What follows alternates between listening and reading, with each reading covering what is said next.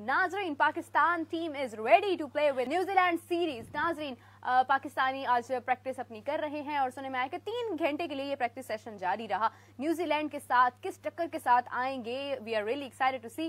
T20 नाज़रीन शुरू होने वाला है और बहुत सी बातें हो रही हैं T20 के हवाले से कि टेस्ट को अहमियत नहीं दी जाती है, T20 को अहमियत दी जाती है। अब देखना ये है कि पाकिस्तानी प्लेयर्स इस बार कितना साबित करते हैं इस बात को, क्योंकि जीतना he is the only option for them.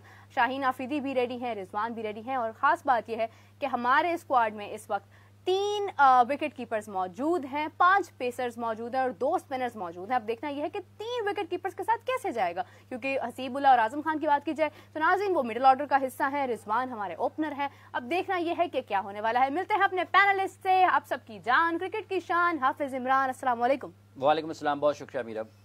नाज़रीन, दूसरी जानिब बात आपकी मुलाकात करवाएंगे स्पोर्ट्स एनालिस्ट से, यंग एंड ब्यूटीफुल शान बुशरा। अस्सलाम वालेकुम। वालेकुम अस्सलाम, थैंक यू मीरा। हाफिज, अब आपसे शुरू करना चाहूंगी। सबसे पहले तो मुझे ये बताइए कि हमारी टीम में 3 विकेट कीपर मौजूद हैं। आपने लास्ट टाइम भी जब ये ऐलान हुआ था, जब नेम अनाउंस हुए थे, आपने उस वक्त भी ये बात की थी कि 3 विकेट कीपर्स में से किस तरह से इनकी अलाइनमेंट होगी, कौन कहाँ जाएगा, कैसे होगा। देखिए, कॉम्बिनेशन जो है, अब ये प्लेइंग 11 टीम मैनेजमेंट क्या सोच रही है कि आप ने किस खिलाड़ी को कहां पर रखना है। 3 विकेट कीपर्स का जहां तक ताल्लुक है तो ये स्क्वाड में है, तीनों के तीनों प्लेइंग 11 में खेलते हुए नजर आए, ये जरा मुश्किल हो जाएगा। और जब कभी भी अगर आजम खान खेलेंगे तो उनके साथ कोई दूसरा विकेट कीपर अगर हो, कोई दूसरा विकेट कीपर अगर होगा तो वो यकीनी तौर पर वो कीपिंग करते हुए दिखाई नहीं देगा। मतलब अगर रिजवान और आजम खेल रहे हैं तो 99% यही होगा कि रिजवान आपको फील्डिंग करते हुए दिखाई देंगे और आजम खान आपको विकेट कीपिंग करते हुए दिखाई देंगे। अब इसके साथ चूंकि ये वाली सीरीज पाकिस्तान की तजुर्बाती तौर पर बड़ी अहमियत रखती है, क्योंकि मोहम्मद रिजवान, असल जो मसला है ना, ये 3 विकेट कीपर से भी बड़ा जो प्रॉब्लम है इस सीरीज में है, जिसके ऊपर बात होगी या जो तवज्जो का मरकज होगी वो विकेट कीपर्स की होगी नहीं। मेरा ये ख्याल है कि ये सारी की सारी सीरीज घूमेगी बाबर आजम और रिजवान के ओपनिंग पेयर के ऊपर कि उनके साथ पाकिस्तान क्रिकेट टीम मैनेजमेंट क्या करती है, उनको कितने मैचेस मिलते हैं, उनको मिलते हैं मैचेस तो बैटिंग ऑर्डर उनका क्या होता है, किस बैटिंग ऑर्डर के ऊपर वो खेलते हैं। क्योंकि 3-4 बरस से वो जब से T20 क्रिकेट में कप्तान बने और रिजवान ने पहली मरतबा ओपन किया न्यूजीलैंड में जब वो गए, तो उसके बाद से लेकर जब इनका एक ओपनिंग पेयर बना तो ये ओपन करते हुए ही आ रहे हैं। इनके ऊपर बहुत ज़्यादा तनकीद हुई कि इनके खेलने का अंदाज एक जैसा है। पाकिस्तान इब्तदाई तौर पर स्ट्राइक रेट के ऊपर खासी बातचीत हुई, बहुत सारे मशवरे भी हुए कि इनको तब्दील कर दिया जाए। इवन इन दोनों को ओपन के ऊपर फिक्स करने के लिए नीचे आपको अपनी जो दीगर बल्लेबाज हैं उनके साथ कुछ ना कुछ करना पड़ा, मतलब उनके ऑर्डर को आपको छेड़ना पड़ा, एडजस्ट करना पड़ा, कुछ ना कुछ करना पड़ा। लेकिन ये दोनों ओपनिंग करते रहे। अब जब 2024 का आगाज हुआ है और पाकिस्तान अपनी पहली T20 सीरीज खेल रहा है तो इसमें ये विकेट कीपर से ज्यादा अहम बात मेरा ख्याल यही होगी कि ये दोनों के साथ पाकिस्तान इस सीरीज में क्या करता है, और फिर यहीं से तयन होगा कि इसके बाद पाकिस्तान ने जब कभी भी T20 मैचेस खेलने हैं इंटरनेशनल तो पाकिस्तान किस ओपनिंग पेयर के साथ जाता है।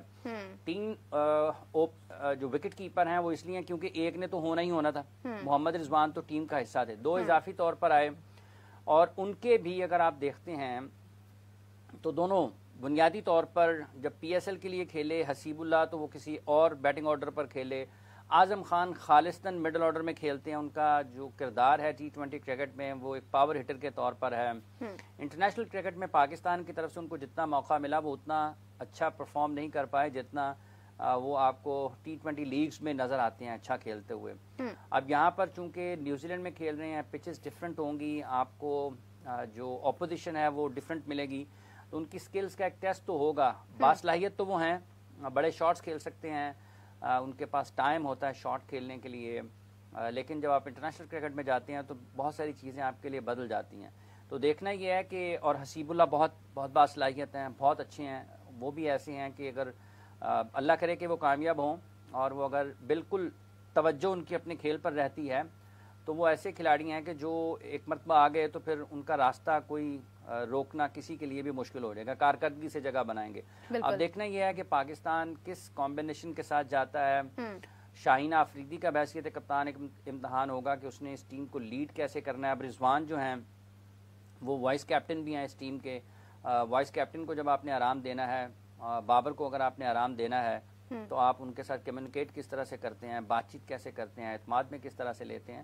تو بہت ساری چیزیں ہیں, بالخصوص اسی کے گرد گھومیں گی کہ یہ جو پاکستان کے ٹاپ کرکٹرز ہیں, دیکھیں اعظم خان ہیں, حسیب اللہ ہیں, وہ تو بالکل نئے ہیں, ان کو تو آپ کسی بھی جگہ پر کہیں گے وہ کھیلنے کے لیے, بیٹنگ کرنے کے لیے تیار ہوں گے. اعظم خان کو اگر آپ کہیں گے کہ تم فیلڈنگ کسی اور جگہ پہ کر لو تو ہو سکتا ہے وہ کہیں میں وہاں پہ میرے لیے مشکل ہوگی. باقی بیٹنگ کے لیے تو آپ کو وہ ہر جگہ پر تیار ملیں گے. آپ ان کو کہیں گے اوپن کر لیں وہ اوپن کر لیں گے, آپ ان کو کہیں گے آپ نمبر 3 پر چلے جائیں وہ نمبر 3 پر چلے جائیں گے.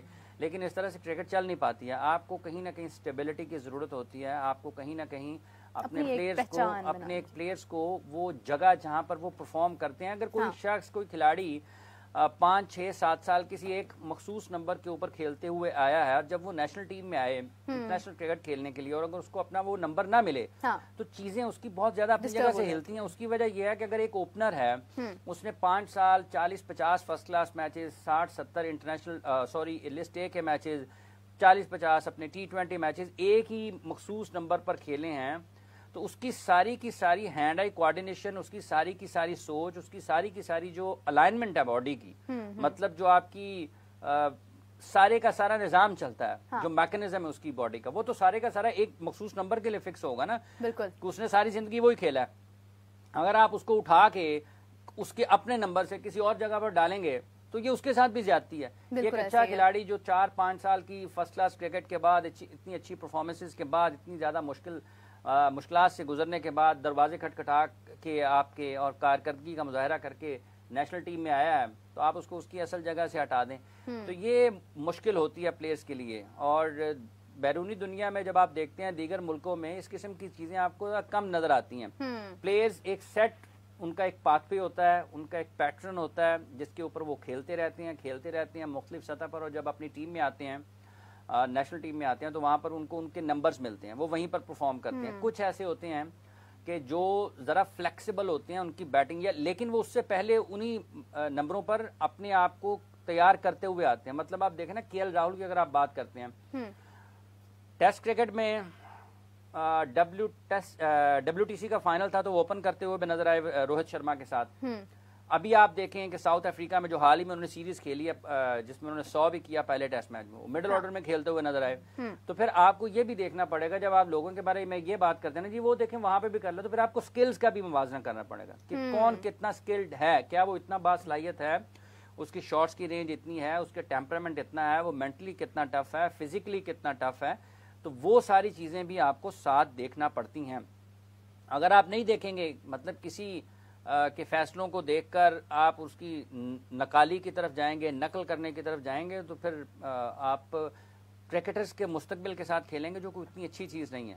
وہ کہتے ہیں نا کوا چلا ہنس کی چال تو اپنی چال بھی بھول گیا. جو جہاں پر سیٹل ہوتا ہے میرے خیال سے اس کو وہیں پہ رہنا چاہیے. کمنگ ٹو یو شان سے, I would like to ask کے آج میں دیکھ رہی تھی ٹویٹر پر ایک بہت چیز وائرل جا رہی ہے, اور وہ یہ ہے کہ محمد شامی کو کسی ایک خاص اعزاز سے نوازا گیا ہے. وہ کون سا ایوارڈ ہے, اس ایوارڈ کو حاصل کرنے والے اور کون کون لوگ ہیں؟ اچھا بالکل, پہلے تو ان کو مبارکباد پیش کریں گے کہ جو ان کی اچیومنٹ تھی ورلڈ کپ میں, سب سے زیادہ وکٹیں بھی انہوں نے حاصل کی, 24 وکٹیں ان کی تھی, اور کافی اچھی پرفارمنس رہی پورے اس سال میں. اور اس سے پہلے 2021 میں شیکھر دھون کو ملا تھا یہی ایوارڈ, ارجنا ایوارڈ نا. اور یہ ایک ایسا ایوارڈ ہے کہ 4 ایوارڈز ملتے ہیں کرکٹ میں, یہ سب سے اچھی جو پرفارمنس ہوتی ہے ان میں سے ایک ہے انڈیا میں.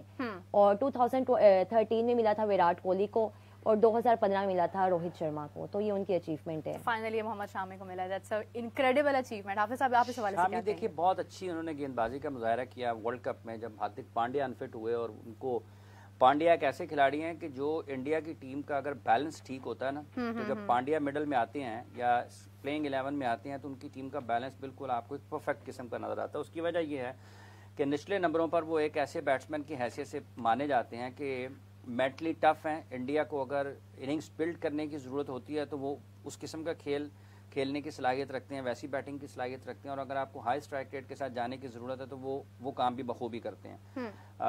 اسی ورلڈ کپ سے پہلے ایشیا کپ کے ایک میچ میں جو کہ پالے قلعے میں کھیلا گیا تھا, ان کی ایشان کشن کے ساتھ ایک پارٹنرشپ لوگوں کو یاد ہوگی. تو بالنگ میں جب آتے ہیں تو 10 اوورز کے بالر ہیں, تو وہ ان کا جو بیلنس ہے وہ ٹھیک کرتے ہیں. ان کی عدم موجودگی میں جو کردار شامی نے ورلڈ کپ میں نبھایا, اور جس طریقے سے, مطلب ایک کھلاڑی اگر دیکھیں آپ کی فرسٹ چوائس نہیں ہے اور اس کو ایک ریپلیسمنٹ کے طور پر پلینگ 11 میں شامل کیا گیا, ہاردک پانڈیا کے ریپلیسمنٹ کے طور پر آئے, اور جب وہ ریپلیسمنٹ کے طور پر آئے تو آپ دیکھیں کہ وہ فرسٹ چوائس بن گئے. ہر میچ میں وکٹیں اور بالخصوص جس طریقے سے انہوں نے انگلینڈ کے خلاف بالنگ کی, ویسے تو انہوں نے 4-4, 5-5, 6-6 جو وکٹیں لی ہیں, ہر کسی کے خلاف لینا اتنا آسان نہیں ہوتا, لیکن جو بالنگ انہوں نے اگینسٹ انگلینڈ کی وہ دیکھنے سے تعلق رکھتی تھی کہ دور حاضر کے بہترین کرکٹر بین سٹوکس کو جس طرح سے انہوں نے بالکل بے بس کیا, اور بین سٹوکس کی ہمت جواب دے گی, مطلب انہوں نے کہا کہ کس مصیبت میں پھنس گیا, تو وہ آؤٹ ہوئے, مطلب کس طرح کے شاٹ کھیل کے آؤٹ ہوئے. پورے ورلڈ کپ میں انہوں نے بہت شاندار گیند بازی کا مظاہرہ کیا, اور ان کے اوپر مختلف حوالوں سے تنقید ہوتی ہے. انڈیا میں لوگ یہ بھی بات کرتے ہیں کہ شاید شامی انڈر ریٹڈ ہیں, شاید شامی کو اتنی زیادہ اہمیت یا اتنی زیادہ ان کو توجہ نہیں ملتی جتنی ان کی کارکردگی ہے.